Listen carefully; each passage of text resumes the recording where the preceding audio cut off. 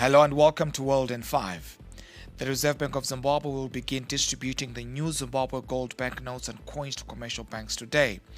The public is set to start participating cash from their accounts tomorrow, according to a statement. The central bank has since set weekly cash withdrawal limits at 3,000 ZIG for individuals and 30,000 ZIG for corporates to manage the initial rollout. Over the weekend, the RBZ was conducting awareness campaigns of the new currency in different locations such as Mbare.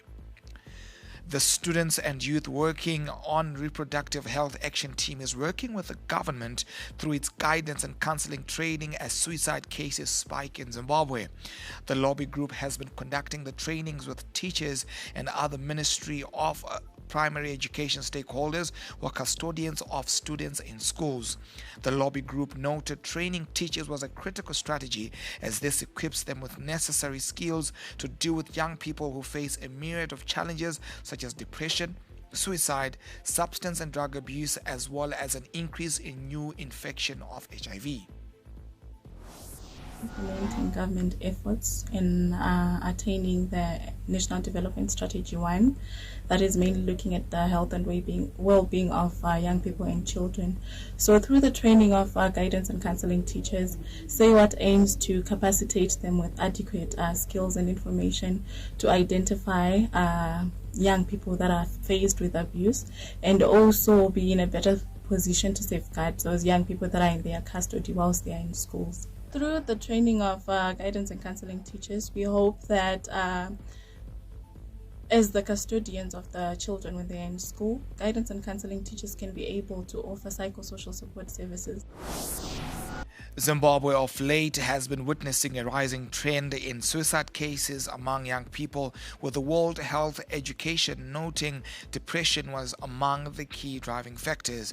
Young people have also not been spared by economic challenges, and the youth lobby group believes training the pupils' custodians is a critical intervention. Through even our toll-free line 577 and other stakeholders that we partner with.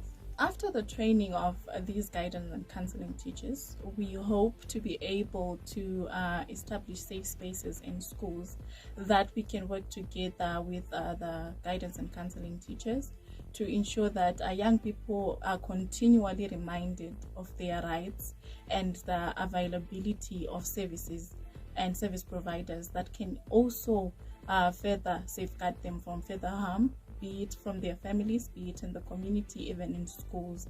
So after the training, we hope that young people will be capacitated with adequate information and they will take up the services that are available for them.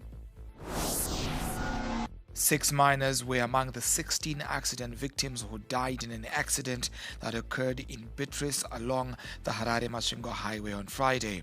15 people died on the spot on Friday, while another was admitted to Chitungwiza Central Hospital passed away on Saturday. The accident has been declared a national disaster, and the government will assist the bereaved families cover funeral expenses or catering for the expenses of the injured.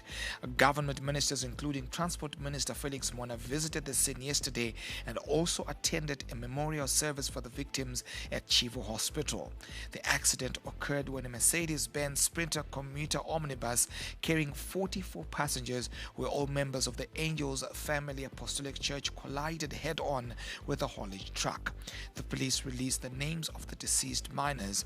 They are Elisha Jack, aged 6, Elijah Jack, aged 5, Ezra Jack, aged 1, Leroy Kido, 8, Lloyd Kido, 4, and Kelly Kwenda, 3, all from Epworth.